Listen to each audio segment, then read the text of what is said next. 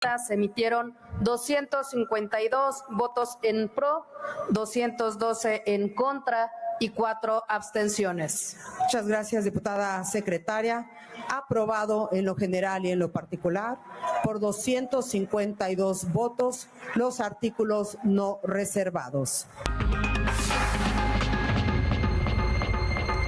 El Pleno del Senado aprobó en lo general y en lo particular la reforma presidencial que crea la Ley de Pensiones del Bienestar, que será fondeada con 40,000 millones de pesos de cuentas inactivas de afores de trabajadores, sin cambios, a pesar de las más de 40 reservas presentadas, muchas de ellas muy bien fundamentadas. La reforma fue turnada al Ejecutivo Federal para su publicación. Sin embargo, la presidenta de la mesa directiva del Senado, Ana Lilia Rivera, anunció que antes habría cambios mínimos a los documentos, pero no pasó. Una vez que sea publicada, se deberán definir las reglas de operación del fondo en los siguientes 60 días y solo hasta entonces quedará constituido el fondo de pensiones. Las AFORES tendrán un plazo de 60 días a partir de la constitución del fondo para transferir los 40,000 millones de pesos de ahorros no reclamados y en cuentas inactivas. Hay muchas cosas pendientes, muchas cosas. O sea, se aprobó y ahora hablan incluso de ajustes legislativos, de muchas cosas. Se habla de que en el sexenio siguiente se va a acabar arreglando todo bajo la presunción de que va a ganar Claudia Sheinbaum. Entiendo que hay una tendencia a pensar eso, pero pues tenemos que esperar el 2 de junio, ¿no? Bueno, el presidente López Obrador, ya sabe, ya me voy, entonces estamos cerrando el sexenio, adelantó que los trabajadores que se jubilen bajo el régimen del 97 comenzarán a recibir la compensación de fondo de bienes, de pensiones para el bienestar del 1 de julio de este año.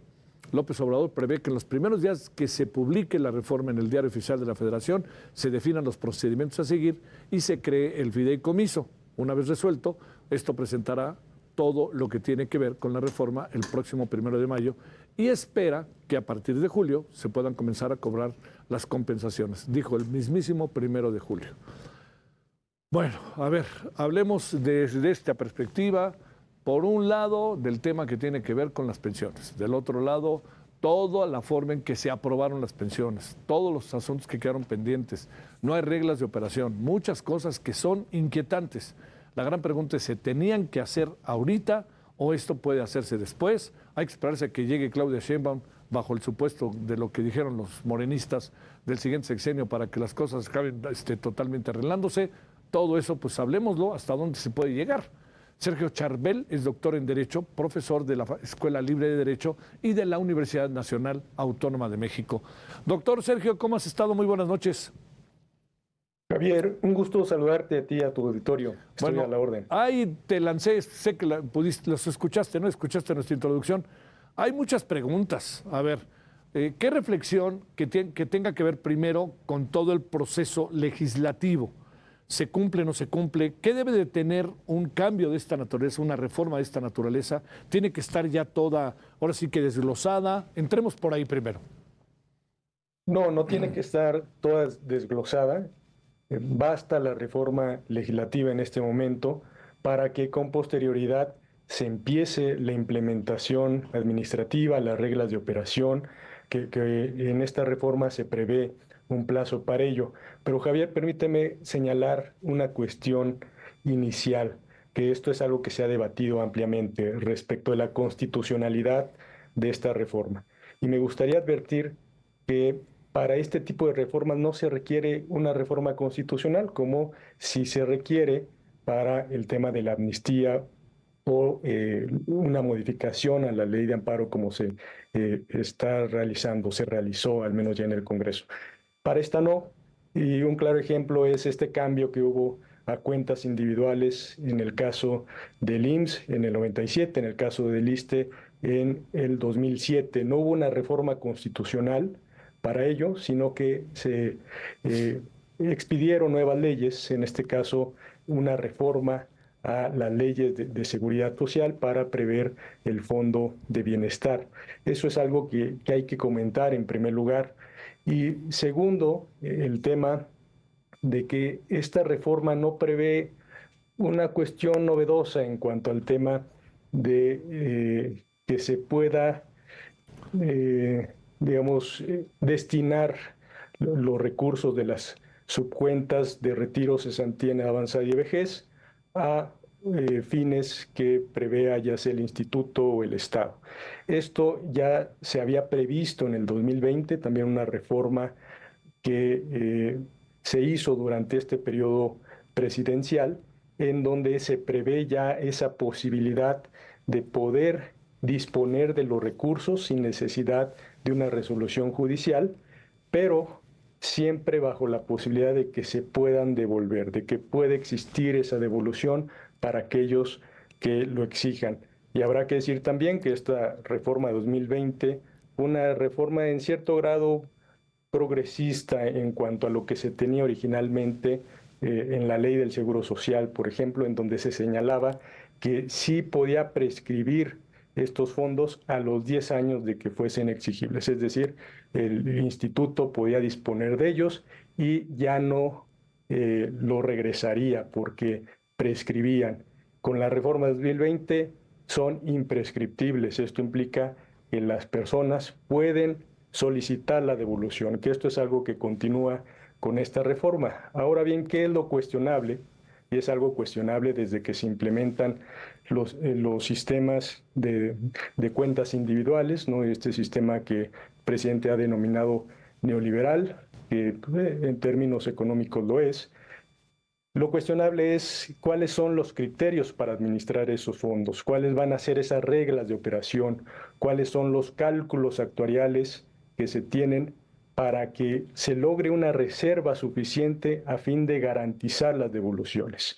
Y también otro tema central es si realmente esas devoluciones van a ser efectivas, porque se puede prever en la ley el tema de las devoluciones para las personas que exijan sus recursos, pero el tema de que sea efectivo, eso es algo que se deja muy al vapor en esta reforma. Entonces, son los temas centrales, son temas económicos, no tanto constitucionales, ¿no? Entonces, esta reforma se puede decir que fue hecha al vapor porque se requiere un mayor análisis económico para la implementación de este tipo de reformas, un análisis que requiere toda reforma a un sistema de previsión social. No, y más en el caso, ¿no?, de que tomas dinero que es de los trabajadores para presuntamente dárselo a otros trabajadores. ¿Qué es lo que va a pasar cuando yo quiera recoger mi dinero? Y a lo mejor me dicen, bueno, vaya a la ventanilla A, B, C, D, E, aunque te digan que todo va a ser rápido, uno sabe que no va a ser rápido, y más si ese dinero está circulando por otro lado, ¿de dónde lo van a sacar? En fin, bueno, a ver, déjame plantearte, Sergio, los argumentos que se le pueden dar a la Corte, que seguramente se lo darán, ¿en dónde está la esencia y qué podría decir la Corte respecto a estos argumentos para declarar no procedente esta reforma? Bueno, quisiera también traer como antecedente lo que se vivió con este cambio de sistema, un sistema de cuentas individuales. Sí. Lo mencioné en el caso del IMSS en 1997, en el caso del ISSSTE en el 2007. Cuando hubo estos cambios, hubo una infinidad de amparos que se presentaron por este cambio. El Poder Judicial avaló la constitucionalidad de este cambio. Esa es una realidad. Así aconteció. Yo considero que esta reforma tendría pues ese mismo resultado ante el Poder Judicial, al menos en términos constitucionales. Por eso señalé que no se requiere una reforma constitucional. Los argumentos que se pueden hacer valer para echar abajo esta reforma son de índole económico, de un análisis serio, exhaustivo, sobre las consecuencias futuras que pueda llegar a tener esta reforma, que es pues parte de lo que comentamos hace un momento.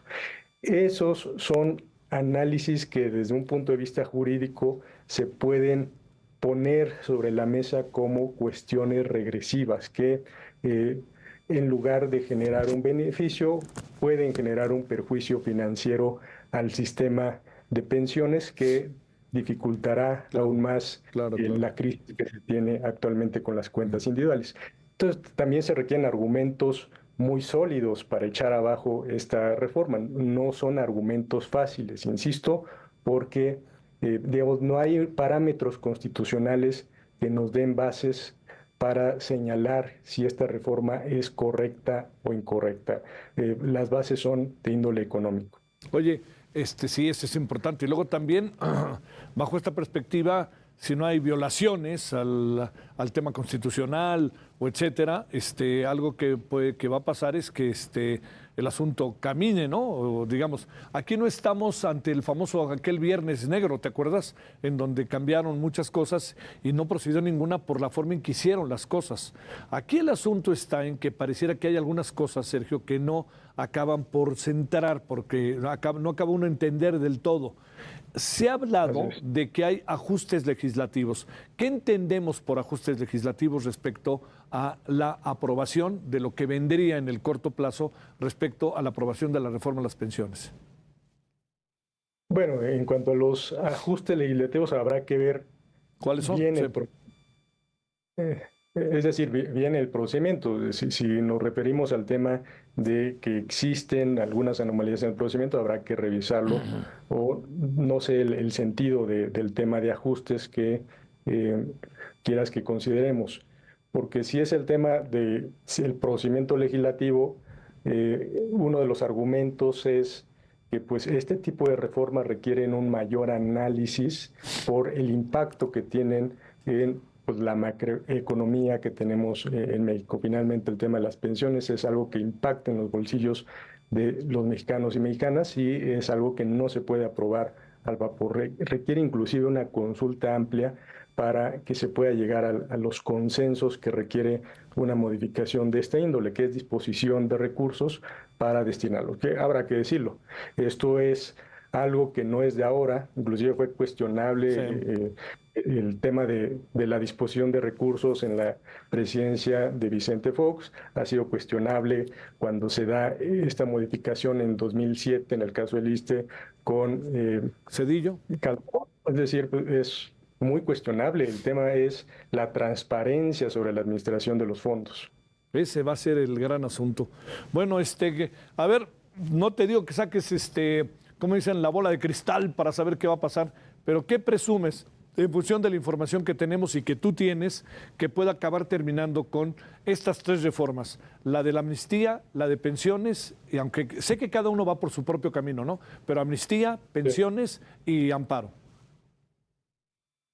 En amnistía y en el caso de la reforma de amparo, hay elementos constitucionales, jurídicos muy evidentes, regresivos, ¿no? Que centran el tema en el ámbito jurídico. Me parece que esas van por el camino de la inconstitucionalidad, de que se declare así por la Suprema Corte. Sí. Esta reforma que estamos comentando es la que tiene mayor dificultad en el ámbito jurídico para su valoración, ¿no? Insisto, se requieren argumentos basados en un análisis económico que es una cuestión que no tuvo peso pues, cuando se dieron las grandes reformas para el cambio a cuentas individuales. Esa es una realidad que afrontó el Poder Judicial y que pues, prefirió el tema de considerar la validez de esas reformas. Me parece que esta podría tener ese mismo efecto, como lo tuvo inclusive, y esto es algo que no se ha dicho mucho, ya tenemos una reforma a la Ley del Seguro Social del 2020 que prevé esta disposición de fondos.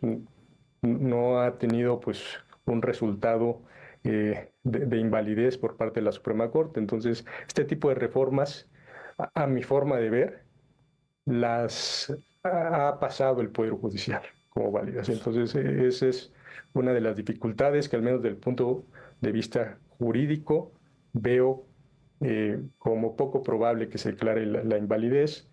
Más bien tendremos resultados negativos si es que se genera una inadecuada administración de esos fondos.